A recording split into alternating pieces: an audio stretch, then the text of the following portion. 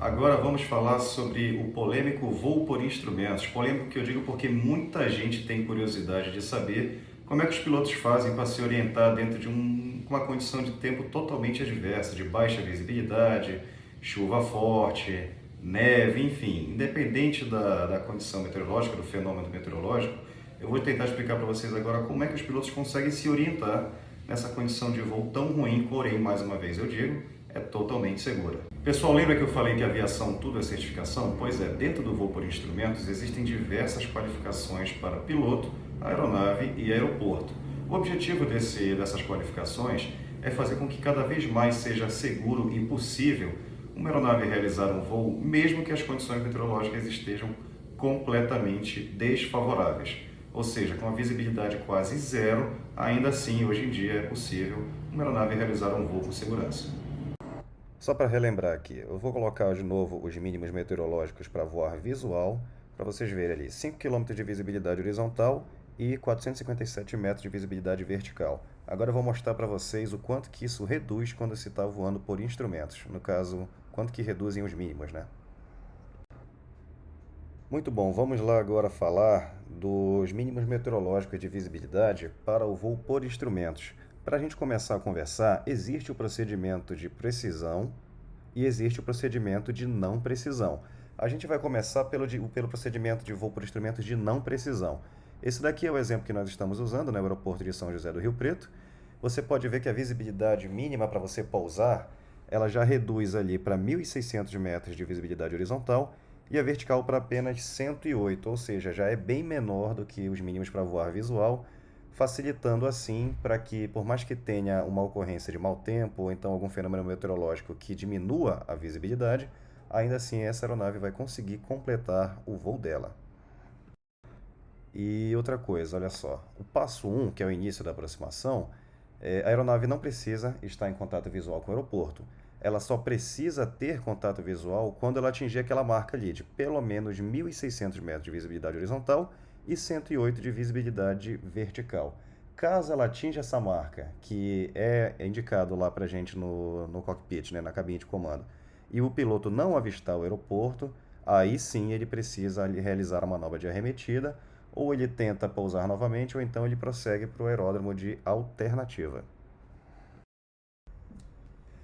Bom, vamos falar agora de procedimento de aproximação por instrumentos de precisão. Lembra que eu falei que na aviação tudo é certificação? Pois é, tem aeroportos que não, que apesar de serem certificados para a operação de voo por instrumentos, eles não possuem procedimento de aproximação de precisão, somente o de não precisão. Então você vê ali o passo 1, o piloto inicia a aproximação sem não necessariamente tendo contato visual com a pista, e quando ele chega ali no passo 2, aí sim ele precisa estar avistando a pista. Mas você vê ali que os mínimos já reduziram. Ó. A visibilidade horizontal reduziu para 800 metros e a visibilidade vertical reduziu para 61 metros. Então você vê que o de precisão ele é bem mais confiável do que o de não precisão.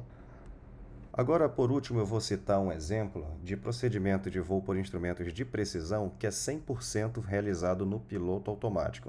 O que acontece? Ele é um procedimento que ele é ultra preciso, mas que no Brasil, até onde eu sei, não existe ainda aeroportos certificados para isso. Então eu tive que usar ali o aeroporto de Moscou, na Rússia, que existe esse procedimento lá, em que o piloto, no caso a aeronave, ela é capaz de pousar 100% no piloto automático, mesmo que o piloto não tenha nada de visibilidade. Então os mínimos são zero de visibilidade vertical e zero de visibilidade horizontal, ou seja, a aeronave pousa completamente sozinha.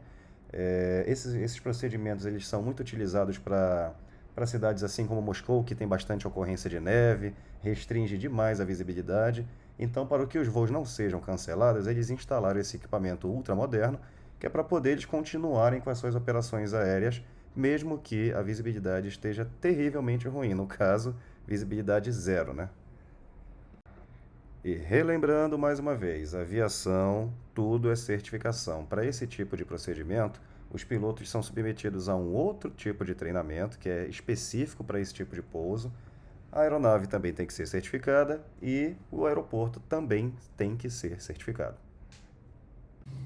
Agora eu vou mostrar para vocês como é que é feita a identificação para saber se piloto, a aeronave e aeroporto estão habilitados para voo por instrumentos. Pessoal, quando a gente voa sobre essas regras de voo por instrumento, nós temos que seguir à risca as cartas de navegação. E para saber que realmente é 100% seguro, existe um pessoal no Brasil totalmente capacitado para testar essas cartas de navegação, que chama-se GEIV. Pessoal, o GEIV é o Grupo Especial de Inspeção em Voo, que apesar de levar o em voo no nome, ele também conta com profissionais que atuam no solo para auxiliar a operação deles. O que acontece? Quando eles realizam um teste e eles, por um acaso, acharam que não ficou muito boa, não ficou muito segura, por exemplo, uma altitude em relação aos obstáculos, eles podem recomendar uma alteração ou até cancelar aquela carta de navegação para que seja feita uma outra que seja mais segura, né? Então você vai observar que eles sempre realizam os voos deles nos dias de tempo bom, que é para justamente ser também seguro para eles, né? Eles não podem fazer um teste de procedimento numa região que eles nunca foram e ainda voarem sob condições de voo de visibilidade zero. Então, para isso que eles realizam os testes durante os dias de tempo bom. Provavelmente você já deve ter visto aí esse jatinho sobrevoando a sua cidade. Esse avião é um laboratório completo, pessoal. O que eles fazem? Eles pegam as publicações, que são no caso as cartas de navegação por instrumento, e realizam esses procedimentos diversas vezes para saber que é 100% seguro, que não vai bater em antena, não vai bater, perdão, em morros, enfim, qualquer obstáculo que seja. Então o que esses profissionais fazem é assegurar de que o procedimento realmente, se o piloto seguir, não vai ter problema algum. Agora vamos ver se os três envolvidos estão devidamente certificados para atividade de voo por instrumentos. Começando pelo nosso aeroporto de São José do Rio Preto, você vê ali no retângulo vermelho que ele está qualificado tanto para a operação visual como para a operação por instrumentos. Agora vamos lá verificar se a nossa aeronave está qualificada. Os dois retângulos vermelhos ali. O primeiro, o tipo de habilitação que o piloto necessita para pilotar essa aeronave.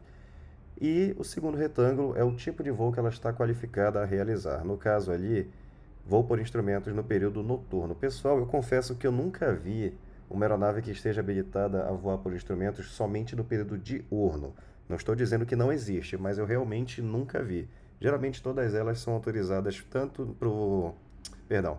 Todas as que são habilitadas para voar por instrumentos é tanto no período diurno como no período noturno.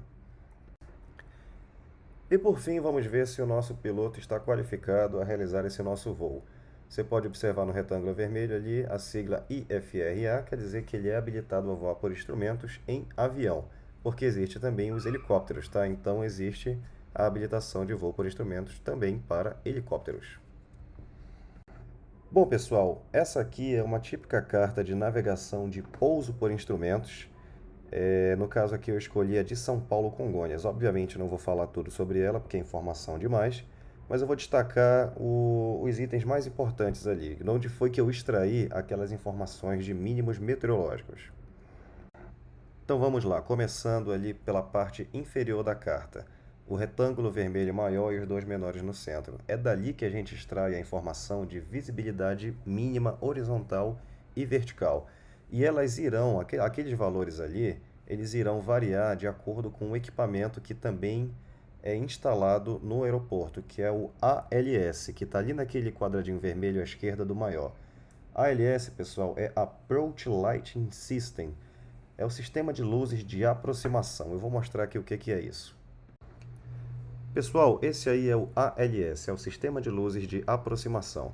Quando o aeroporto dispõe desse equipamento, pessoal, isso ajuda demais, demais mesmo, aos pilotos identificarem onde é que está a pista de pouso, principalmente nas condições IMC, que são as condições meteorológicas de voo por instrumentos. Se você observar ali à esquerda, tem também uma pista de pouso, porém ela não possui o ALS nela.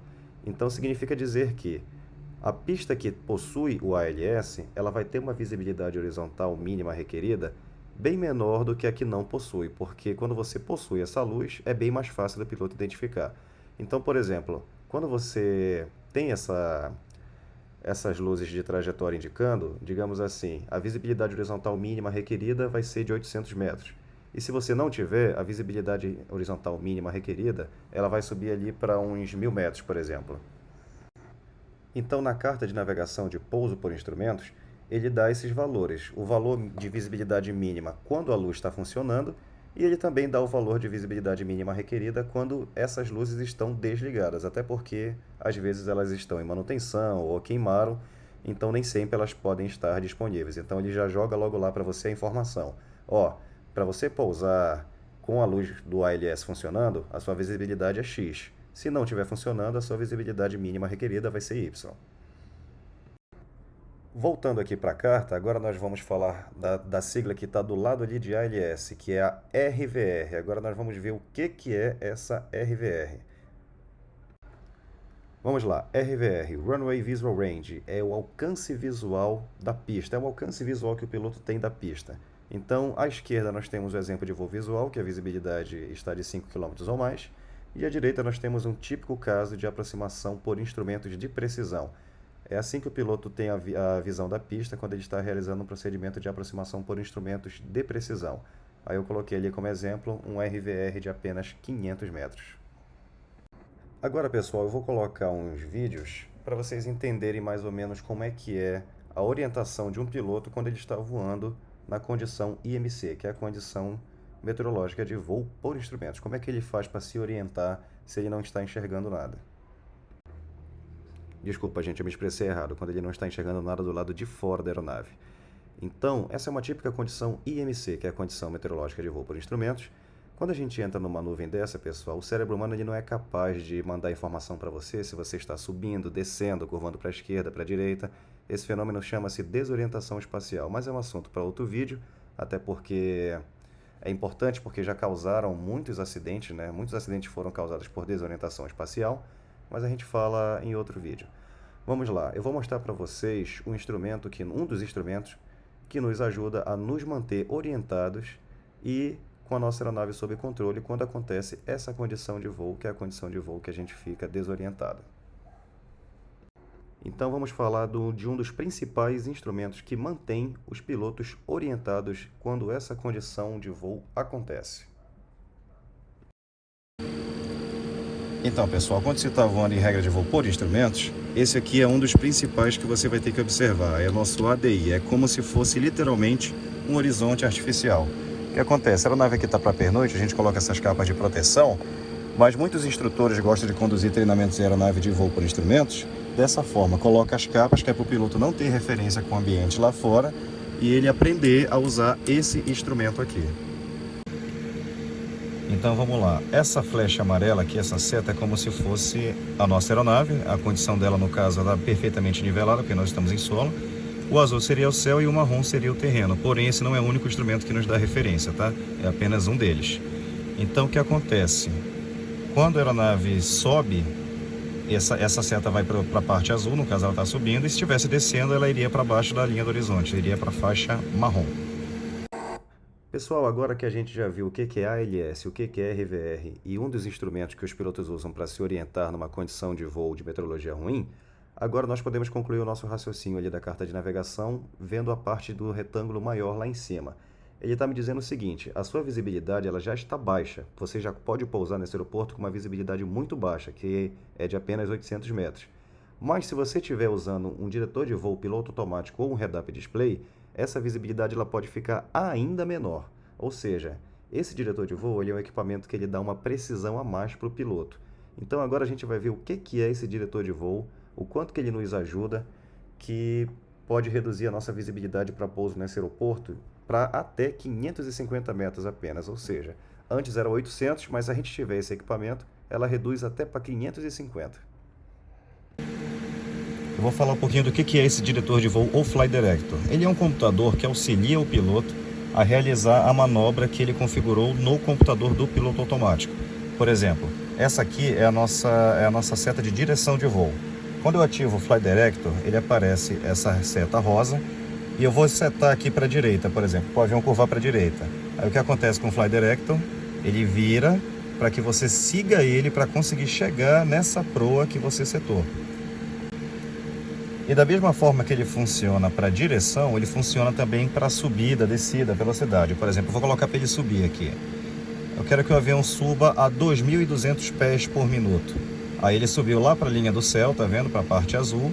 Então eu teria que subir a aeronave até encaixar essa seta perfeitamente alinhada com a seta rosa. Quando acontecesse isso, eu estaria subindo a 2.200 pés por minuto. Vamos lá agora para finalizar falar do HUD, o Head-Up Display. Vocês já devem ter visto nesses carros mais modernos aí que algumas informações, tipo velocidade, por exemplo. A velocidade do painel do carro ela vai para o para-brisa, ela é refletida no para-brisa. Assim o piloto consegue, assim o motorista consegue ficar de olho na estrada e de olho na velocidade do carro ao mesmo tempo. Então aqui é o mesmo princípio. É como se fosse um quebra-sol de um carro, obviamente é uma tela transparente, que ela vai conseguir absorver as informações mais importantes durante o voo e o piloto assim vai poder olhar para o horizonte e olhar para as informações ao mesmo tempo, evitando com que ele fique baixando a cabeça, olhando para dentro do avião e olhando para fora, porque o objetivo do voo por instrumentos é você chegar até um certo momento e você conseguir enxergar no horizonte a pista de pouso. A menos, é claro, que seja aquela categoria lá de aproximação em que o piloto não necessita ver nada. Mas a grande maioria dos casos é assim. Você vai sem enxergar nada até um certo ponto. A partir daquele ponto, você precisa olhar para fora para ver se você está enxergando a sua pista de pouso. Bom, pessoal, por hoje é só. Peço desculpas se ficaram vídeos muito longos, mas é porque são assuntos muito ricos para se falar em poucos minutos, né? Tentei resumir ao máximo ali para que todo mundo entendesse da melhor forma possível. Espero ter contribuído, ter tirado a dúvida de todo mundo. E é isso. Até o próximo bate-papo, beleza? Obrigado, pessoal.